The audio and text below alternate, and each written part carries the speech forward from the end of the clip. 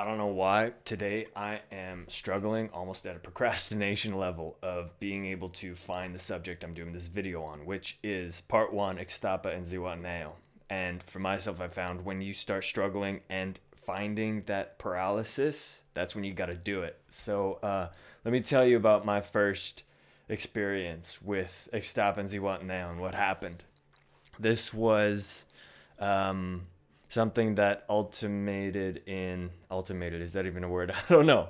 So this resulted in myself being one of the pageant judges for a 15,000 person Zihuatanejo pageant that tourism is IZ runs, and meeting some of the most incredible people in the world down in Zihuatanejo. So how it all began is my friend Josh, he owns a sailboat down in Mexico on the west coast. And he invited myself and my friend Chris to join him on a excursion to sail straight for 2 days all the way down the coast down to Zihuatanejo. And he was wanting to do this so that um, he wanted to do this trip without any stops to be able to go the full way, because after Zihuatanejo, Josh and his girlfriend are going all the way to Panama, down to Panama. So my friend Chris and I were like, yes, this is a awesome opportunity. And we say, yes, let's do it. And the reason we were a valuable asset is Josh wanted to continue the sailing overnight. And while you're sailing, you can have the boat, you can have an automatic rudder set so that you are aimed in a specific direction, but you must always have somebody who's able to have a line of sight and who's observing. So Chris and I were the night watch essentially. We stayed up through the night to make sure that we were not running into any boats. And after 2 days, 3 days it might have been, I don't quite remember the timeline, we end up in Ixtapa, Zihuatanejo, which is a place that I've heard about. I didn't ever think that I would spend the amount of time that I did there, and definitely did not imagine that the kind of magical experiences and very important mindset experiences would happen that did there. So Chris and I wanted to just spend a few days in Zihuatanejo, right? We didn't have a plan, which looking back would have been something I would do completely differently. I would definitely put a plan together for this experience.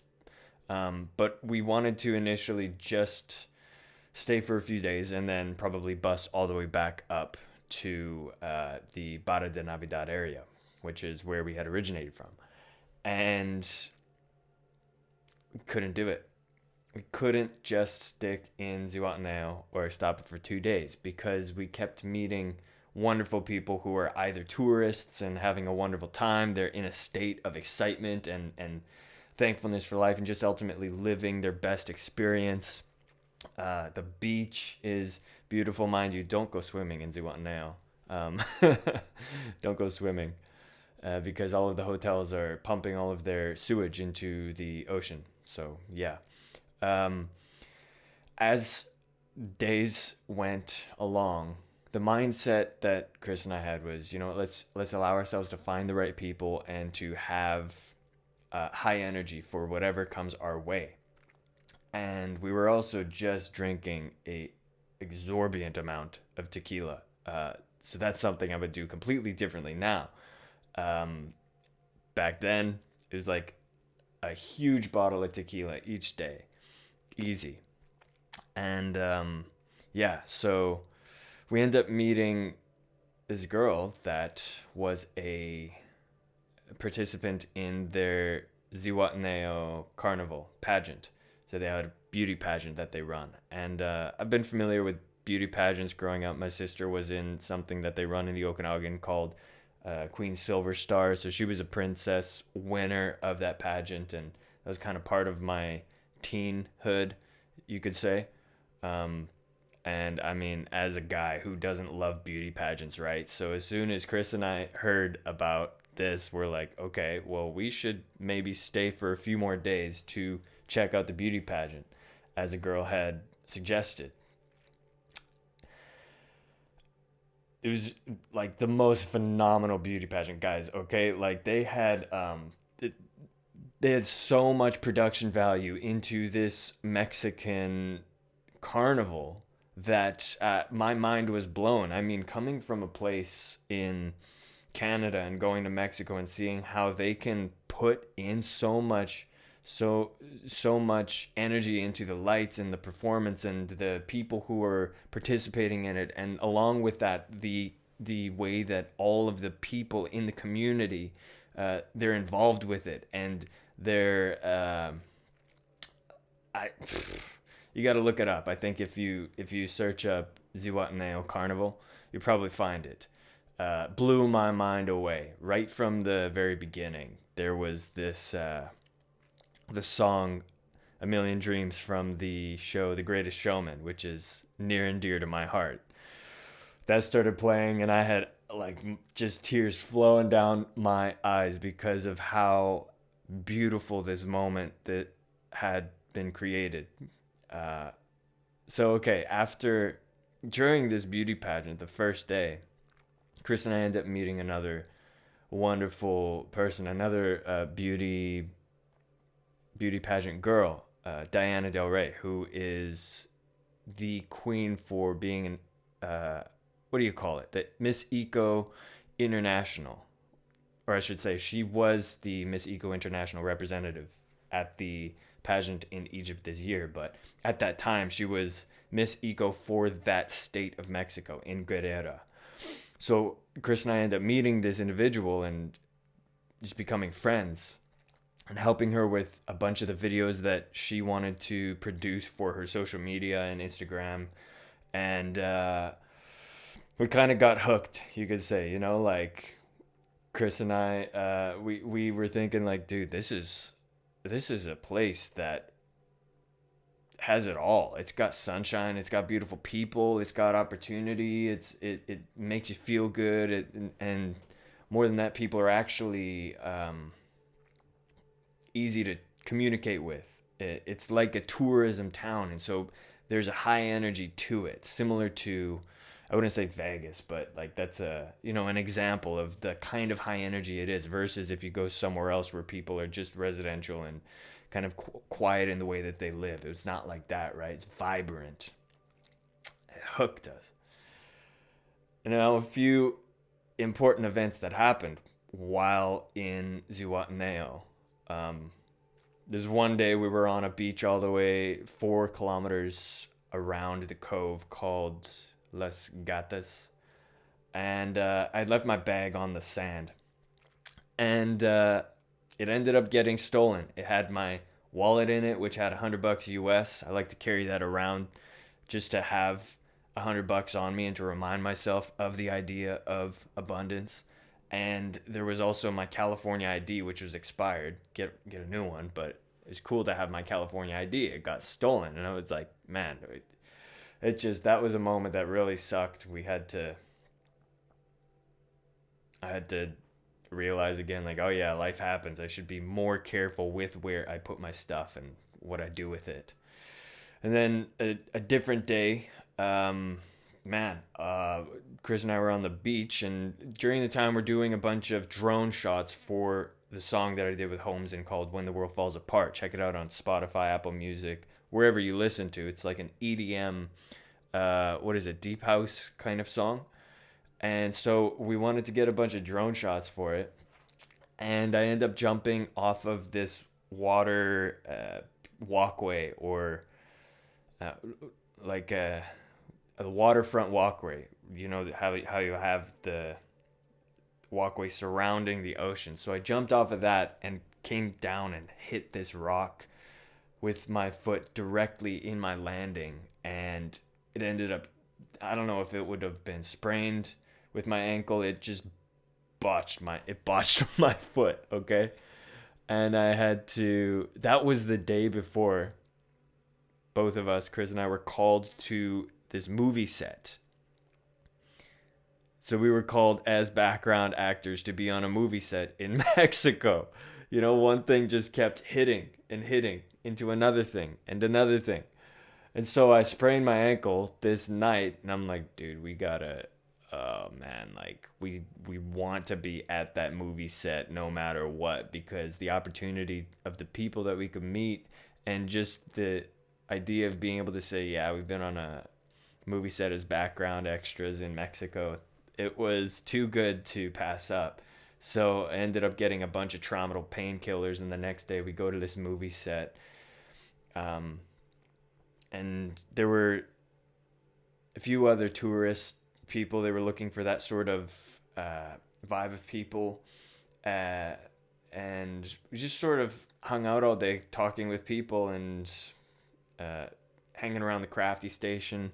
And then it ended up being for, like, our background role was being the yoga participants in the scene that this professional yoga instructor is doing within the movie, which was only like for 1 hour. So our actual on-set time was 1 hour, right? The rest of the day was around 10 hours that we're hanging out. Now, something energetically interesting happened during this. I remember in the morning, my friend Chris had said, man, watch, we'll just meet somebody on this movie set and they'll become a good friend and we'll be able to stay at their place. What do you know happens? Chris and I meet someone who, as we're at the movie set, she said, do you guys have a place to stay tonight? We went, no. She says, she ends up offering us to stay at her house, and we become best friends with Brenda is her name, like my Mexico mom is what I like to call her. We end up being able to meet somebody that is very much the same in wanting to experience life the way we do, and that is healing and that has a heart of gold, essentially, is the way to put it. We end up meeting somebody like that on this movie set. A few weeks later, I get through the people that I've met. I don't think it was Diana. It was through the original girl that we had met, Mayrin, who said that the carnival directors wanted to ask if I was wanting to be one of the judges on the pageant that they run down in Zihuatanejo, which I'm pretty sure you can find videos for it. You just look up the Zihuatanejo pageant. It's like, it is unbelievable, okay? So all of the different floats is what you call them. So all the different floats that are coming along through this pageant, businesses and different groups get together to build a giant float to come down and get judged by a panel of different individuals. Well, they wanted me to be one of those individuals. And I, like, when I initially saw this, I'm thinking, oh yeah, it's just a small pageant. Well, guys, if I can, I don't know if I'll put a video of the actual pageant, like right now, just being able to storyboard this and get the experience out is the goal. But Ixtapa knows how to do it all, and how I myself got to participate in this, I'm just eternally grateful for it, number one. Number two, it goes to show that when you do have a positive mind and you decide as well that you are looking for good people, that you are looking for good experiences, and you prime your, what is it called? The RAS, the reticular activating system. You prime yourself for it. You want to be consciously telling your mind, this is what I'm looking for. When beauty really can unfold. Now in Zihuatanejo, they call it the town of magic, the city of magic. And I can say that there is a lot of that happening down there.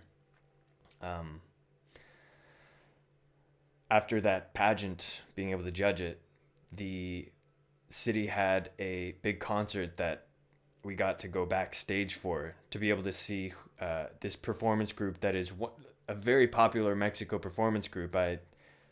It was something to do with Los Angeles.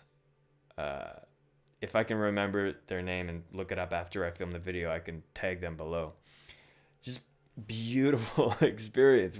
At that concert, there were 15,000 people alone in this giant performance area. It was a beautiful experience. Well, that's where I'm going to cut this story, this part of my Mexico experiences off. I share gratitude for all those experiences, and I'm glad to be able to share them with you here. If you're new here, you can comment if you've been to Zihuatanejo. That's what I'm curious. Or if you're consciously looking right now to experience what it's like down there. My name is Epicworld, and this is my channel. Peace out.